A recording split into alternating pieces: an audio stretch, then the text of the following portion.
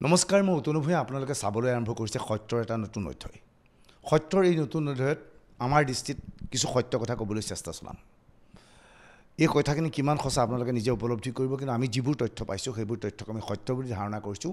সেই সত্যৰ আধাৰত এই সত্য কথাখিনি আমি সত্যৰ এই অনুষ্ঠানত ক'বলৈ আৰম্ভ কৰিছোঁ। 5টা বিধানসভা সমষ্টিৰ উপ নিৰ্বাচন অনুষ্ঠিত হৈ গ'ল। ইয়াৰ পিছতেই অসম মন্ত্ৰীসভাৰ সম্প্ৰসাৰণ কেতিয়া হ'ব তাক লৈ ব্যাপক হাৰত চৰ্চা চলিছে। বিভিন্ন সংবাদ মাধ্যমে বিভিন্ন সম্ভাৱ্য মন্ত্ৰীৰ তালিকা ইতিমধ্যে প্ৰকাশ কৰিছে, কিন্তু বাস্তৱিকতে কি হৈছে এই বিষয়ে সঠিক তথ্য এই পৰ্যন্ত কোনেও দিব পৰা নাই। সত্যৰ ফালৰ পৰা সঠিক তথ্য জানিবলৈ চেষ্টা চলোৱা হৈছিল। আমি ইতিমধ্যে বিভিন্ন তথ্য আহৰণ কৰিছোঁ। প্ৰাপ্ত তথ্যমতে মুখ্যমন্ত্ৰী ডক্টৰ হিমন্ত বিশ্ব শৰ্মাই ডিচেম্বৰৰ ভিতৰতে মন্ত্ৰীসভাৰ সম্প্ৰসাৰণ বা সালসলনি ঘটোৱাৰ সিদ্ধান্ত গ্ৰহণ কৰিছে। কিন্তু প্ৰশ্ন হৈছে মন্ত্ৰীসভাত কাক কাক স্থান দিয়া হ'ব। মুখ্যমন্ত্ৰীৰ ঘনিষ্ঠ সূত্ৰই সত্যক জানিবলৈ দিয়া মতে এই মন্ত্ৰীসভা কেনেধৰণে সম্প্ৰসাৰণ কৰিব বা সালসলনি কৰিব তাক কেন্দ্ৰ কৰি মুখ্যমন্ত্ৰীৰ হাতত দুই ধৰণৰ ফৰ্মুলা আছে।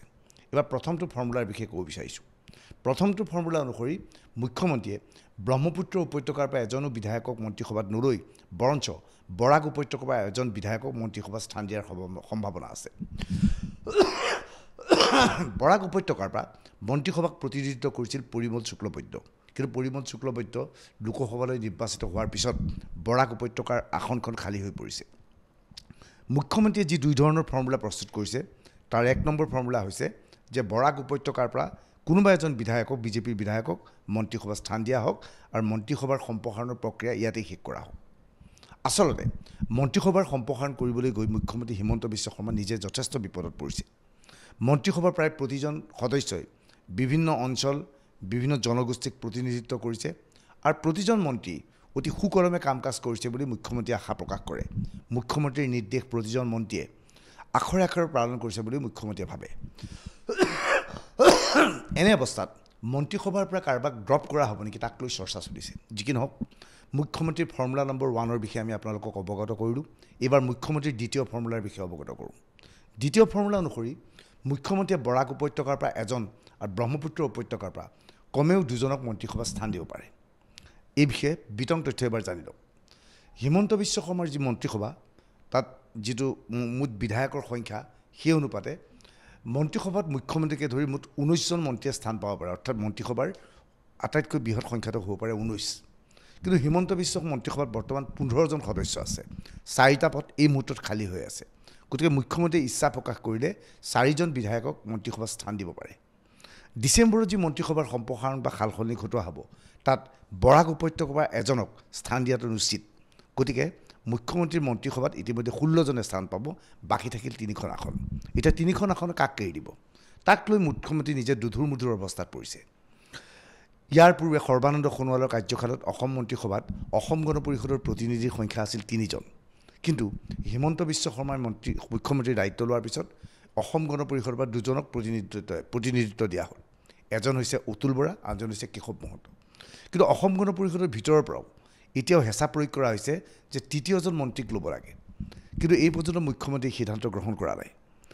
কিন্তু মন্ত্ৰীসভাক যদি সম্পূৰ্ণৰূপে সালসলনি ঘটোৱা হয় তেনেহ'লে অসম গণ পৰিষদৰ এজন প্ৰতিনিধিক মন্ত্ৰীসভাত স্থান দিয়া হ'ব নেকি? ইয়াৰ লগে লগে UPPLৰ ফালৰ পৰা আন এজনক স্থান দিয়া হ'ব নেকি? অৰ্থাৎ যি 4টা পদ আছে তাৰে 2টা পদ, এটা UPPL আৰু এটা দিবলগীয়া হ'ব পাৰে অসম গণ পৰিষদক।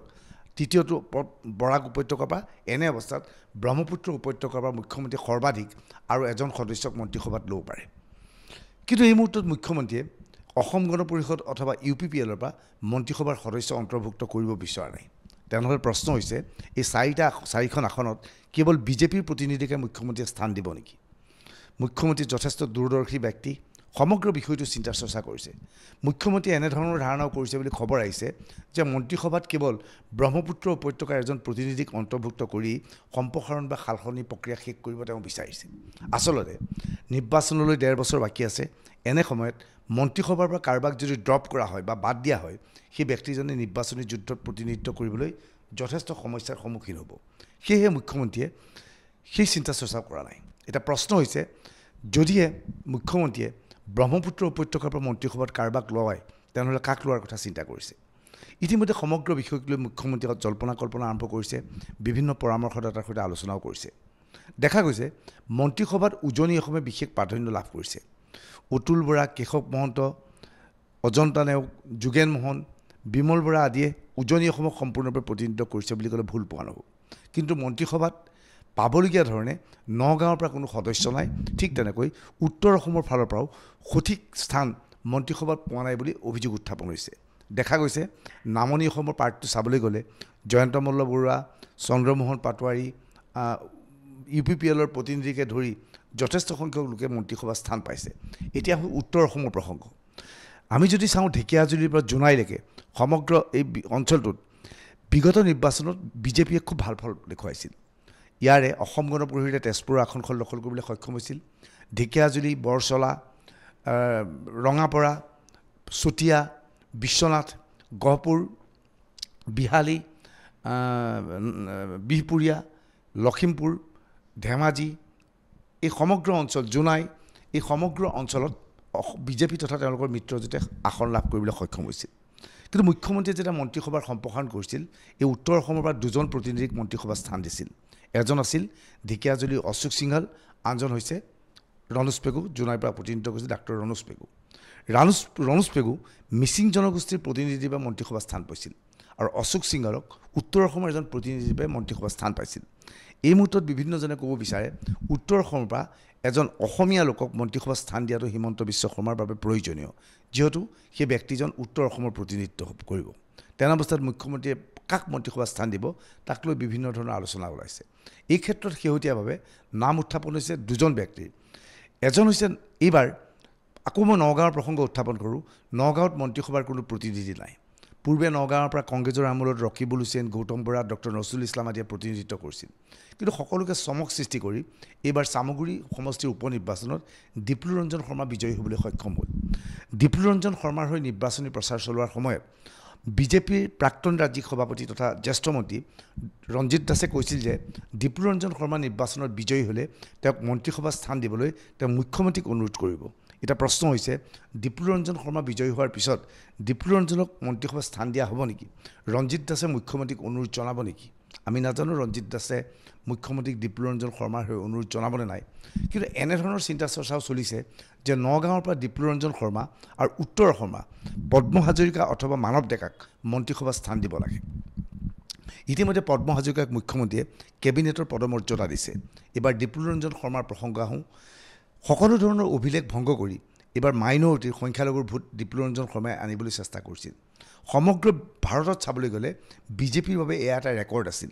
এনেধৰণে ধৰ্মীয় সংখ্যালঘুৰ ভোট বিজেপিয়ে ভাৰতবৰ্ষৰ কোনো এটা সমষ্টিত পোৱা নাছিল। কিন্তু চামগুৰিত সেয়া ডিপ্লু ৰঞ্জন শৰ্মাই কৰি দেখুৱালে। সেয়েহে বহুতে ক'ব বিচাৰে ডিপ্লু ৰঞ্জন শৰ্মাক মন্ত্ৰীসভাত স্থান দিব লাগে নগাঁও, মৰিগাঁৱৰ প্ৰতিনিধি হিচাপে, যিহেতু এই সমগ্ৰ অঞ্চলৰ পৰা জাগিৰোডৰ পৰা পীযুষ হাজৰিকাই প্ৰতিনিধিত্ব কৰিছে। কিন্তু নগাঁও বা নগাঁৱৰ গোটেই বেল্টত কোনো প্ৰতিনিধি নাই। গতিকে ডিপ্লু ৰঞ্জন শৰ্মাক মন্ত্ৰীসভাত স্থান দিয়াৰ প্ৰশ্ন উত্থাপন হৈছে। ইয়াৰ লগে লগে পদ্ম হাজৰিকা অথবা মানৱ ডেকাৰ নামো উত্থাপন হৈছে। কিন্তু মুখ্যমন্ত্ৰীয়ে কাক মন্ত্ৰীসভাত স্থান দিয়ে? মুখ্যমন্ত্ৰীয়ে কেৱল বৰাক উপত্যকাৰ এজন প্ৰতিনিধিক স্থান দি মন্ত্ৰীসভাৰ প্ৰক্ৰিয়া শেষ কৰিব নে অসম গণ পৰিষদ আৰু UPPLৰ প্ৰতিনিধিৰ লগতে বিজেপিৰ আৰু দুজন প্ৰতিনিধিক লৈ মন্ত্ৰীসভাৰ সম্প্ৰসাৰণৰ প্ৰক্ৰিয়া শেষ কৰিব, সেয়া এতিয়াও চূড়ান্ত হোৱা নাই। মুখ্যমন্ত্ৰীৰ হাতত বেছি সময় নাই, 1.5 বছৰ সময় আছে। মুখ্যমন্ত্ৰীয়ে জানে এজন নতুন মন্ত্ৰীক স্থান দিলে কেৱল মন্ত্ৰীসভা সলনি কৰিলেই নহ'ব, সেই মন্ত্ৰীজনে মুখ্যমন্ত্ৰীৰ নিৰ্দেশ অনুসৰি তেওঁক দিয়া বিভাগৰ কাম কৰিব পাৰিব লাগিব। এতিয়া প্ৰশ্ন হৈছে সেই কাম নতুন মন্ত্ৰীয়ে পাৰিবনে নাই? ইয়াক লৈ মুখ্যমন্ত্ৰীয়ে চিন্তাৰ চৰ্চা কৰিছে। 2 দিনতে চূড়ান্ত সিদ্ধান্ত গ্ৰহণ কৰিব। ইয়াৰ পিছতেই ডিচেম্বৰৰ ভিতৰত সম্প্ৰসাৰণৰ প্ৰক্ৰিয়া আৰম্ভ হ'ব। বাস্তৱ সত্যটো হ'ল ডিচেম্বৰত মন্ত্ৰীসভাৰ সম্প্ৰসাৰণ ঘটিবই। ইয়াত বৰাক উপত্যকাৰ এজনে স্থান পোৱাটো নিশ্চিত। কিন্তু ব্ৰহ্মপুত্ৰ উপত্যকাৰ কোনো প্ৰতিনিধিয়ে প্ৰাৰম্ভিক অৱস্থাত স্থান পায়নে নাই সেয়া আমি নাজানো।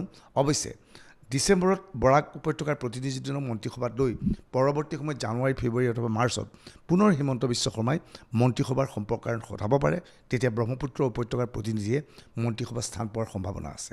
এই ভিডিঅ' সংক্ৰান্তত আপোনাৰ মতামত কমেণ্ট ছেকশ্যনত লিখিব পাৰিব। ধন্যবাদ।